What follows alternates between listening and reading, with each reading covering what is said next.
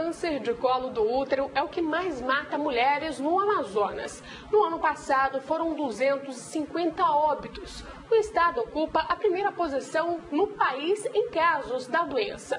O HPV, papilomavírus humano, transmitido durante as relações sexuais sem proteção, é o principal causador. O vírus também afeta os homens. Ele é responsável por 70% dos casos de câncer de pênis e metade dos casos de câncer no ânus e na boca no sexo masculino. Como forma de prevenção e para diminuir esse quadro, o governo amazonense instituiu a Semana Estadual de Conscientização sobre o vírus, uma campanha de vacinação com o objetivo de imunizar principalmente cerca de 84 mil meninos de 12 a 13 anos de idade. Também está sendo realizada aqui no estado.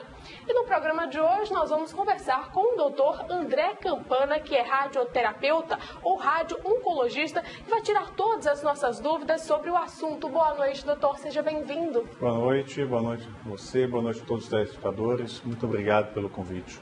Eu acho que é importante a gente falar, antes de tudo, o que é exatamente esse vírus conhecido como papilomavírus humano, HPV, né? O HPV é um vírus que é transmitido principalmente pelas relações sexuais. Ele está associado ao aparecimento de algumas verruguinhas, mas também, que está aí o motivo da campanha, está associado à incidência de câncer, principalmente câncer de colo de útero, câncer de pênis, câncer de canal anal, também câncer de boca. É isso que eu ia perguntar, qual era a relação do HPV com esses tipos de cânceres? A gente falou aí pelo menos 3, né? Sim. Afeta tanto homens como mulheres. Homens quanto mulheres. Esse vírus entra na célula, causa transformações para levar essas células a uma transformação maligna, no caso do câncer. Por isso é tão importante o combate, né? E a conscientização da população de que esse problema existe, tem uma alta incidência, e assim a gente vai combatê-lo. Como é que ele evolui para o câncer de colo uterino, ou do ânus, ou da boca, ou do pênis? O vírus, ao entrar na célula, ele vai causar alterações no DNA dessa célula, que vai levar com o tempo o aparecimento desses cânceres. É importante dizer também que o organismo combate o vírus, né? Mas às vezes infecções de repetição fazem com que você tenha uma falha nesse combate, e aí você propaga. As pessoas podem estar infectadas e não ter os sintomas, ou então foi infectado, o organismo combateu esse vírus e não vai ter os sintomas. É isso que eu ia falar. Existem algumas pessoas que são portadoras desse vírus e transmitem para a companheira ou o companheiro, e somente essa pessoa vai desencadear esses sintomas e vai ao aparecimento dessa conhecida como verruguinha, né? O vírus pode estar presente da forma que a gente chama latente, ou seja, ele não demonstra suas atividades. E pode ficar por anos na forma latente, sem demonstrar nada. E por isso que é importante a ida ao ginecologista, no caso falando das mulheres, os meninos aos urologistas, para examinar exatamente, ver se tem algum achado desse vírus no exame físico, né? Ou então, às vezes, fazer também alguma pesquisa mais específica para avaliar a presença dele. Isso é muito importante. O HPV também é muito parecido com o herpes no que diz respeito aos locais infectados. Não é só na parte genital, mas pode aparecer na costela, na boca, é a mesma coisa. No herpes, você tem realmente várias regiões.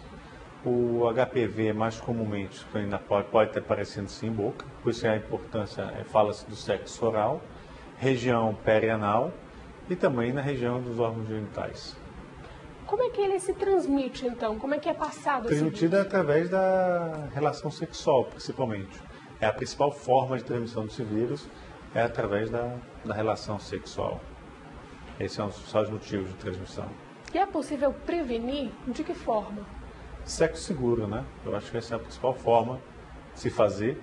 Número de parceiros, sexo seguro, sexo com preservativo também ajuda bastante a prevenir. Mas não é 100%. Você tem que lembrar também que existem vários outros vírus também transmitidos pela relação sexual. Nós estamos numa campanha falando de HPV, né? Nessa campanha, como se mencionou, a vacinação. Isso é muito importante. São tópicos extremamente importantes, como foi falado, Manaus, Amazonas tem uma altíssima incidência de câncer de colo de útero. No dia a dia, tanto no SECOM como na Clínica Senso Média, a gente atende pacientes toda semana, pacientes com câncer de colo de útero. E às vezes são pessoas jovens, meninas jovens, seus 25, 30 anos, que têm câncer avançado. Só que esse câncer desenvolveu-se há muito mais tempo. A infecção com esse vírus ocorreu bem no início.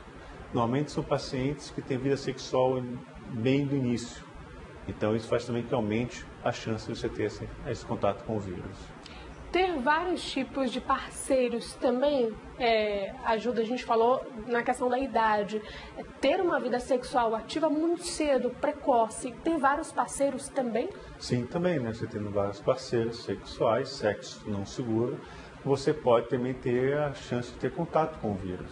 Isso é importante frisar também. O número de parceiros é um fator também de risco para a infecção do HPV, para a infecção e associado também, nesse caso das mulheres, o câncer de colo de útero. Nós falamos há pouco a respeito dos números que o Amazonas apresenta uma incidência muito grande de HPV, de câncer de colo uterino. O porquê exatamente disso? O HPV é sexualmente transmitido, né? Então, nós temos não sei se vai dizer para o seu motivo, mas eu posso dizer os fatores que levam ao aumento da infecção do HPV. No caso, é múltiplos parceiros, idade sexual bem no iníciozinho, quanto mais cedo, maior o risco, você vai ter uma vida sexual maior, automaticamente maior chance disso. A dificuldade também de fazer o preventivo nas mulheres, né? Nós somos um estado muito grande, e esse preventivo tem que ser, imagina, as pessoas estão no interior do Amazonas, como é que o acesso dessas pessoas a um bom preventivo? Essa também é uma situação. A equipe médica nesses locais. Porque não adianta apenas você ir ao médico. Esse preventivo tem que ser colhido de forma correta e tem que ser armazenado de forma correta.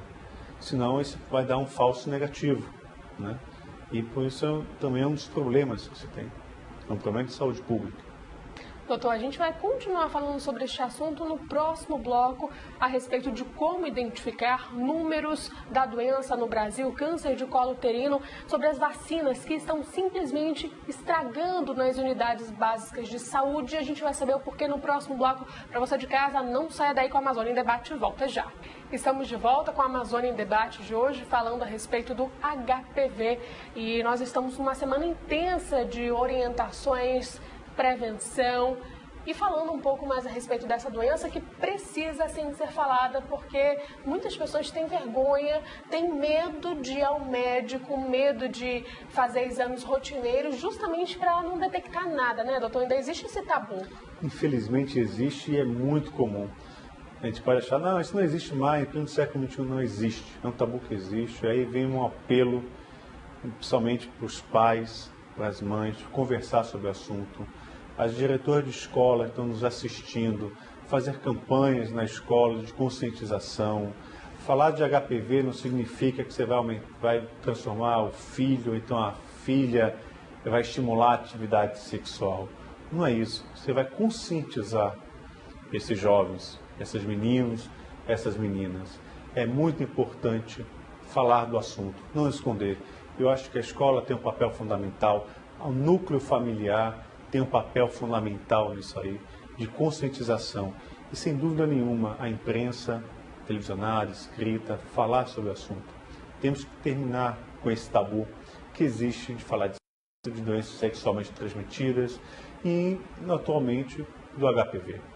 Porque muitas vezes a gente não tem essa facilidade, uma orientação dentro de casa, mas aí a gente consegue encontrar na escola se isso for discutido. A gente falou no bloco anterior a respeito do preventivo, de quanto em quanto tempo a mulher deve fazer esse exame? Após a primeira relação, deve se iniciar após a primeira relação sexual, estima-se pelo menos uma vez ao ano, mas isso é uma coisa muito de paciente para paciente, né? Então tem pacientes que podem ter um espaço de tempo menor, tem pacientes que podem levar um espaço de tempo maior. Então é importante sim, após a primeira relação sexual, procurar o ginecologista, conversar com ele e aí sim saber a sequência, a frequência correta de se realizar os preventivos, realizar os outros exames que são necessários para uma boa saúde. No caso das mulheres, tem o preventivo. E no caso dos homens, que os casos também estão crescendo cada vez mais? No caso dos homens, e o urologista, né, para poder fazer todos os exames necessários, também avaliar a região peniana, região da glande, para ver se tem alguma verruga, alguma alteração que me possa chamar a atenção. Lembrando também que nós temos uma alta incidência de câncer de pênis, né, na região do Amazonas. E essa, na maior parte dos casos, você está tendo amputações do órgão. Então, são lesõezinhas que começam de forma muito incipiente e vão crescendo. Então, por isso também é importante, caso o menino note, então o rapaz note alguma alteração na região peniana, que procure o médico, que converse com ele, mostre, para que se faça os exames necessários.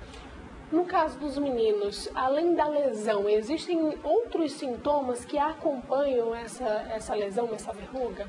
Pode ter coceira, pode ter secreção, né? Porque tem várias doenças sexualmente transmissíveis, não só HPV.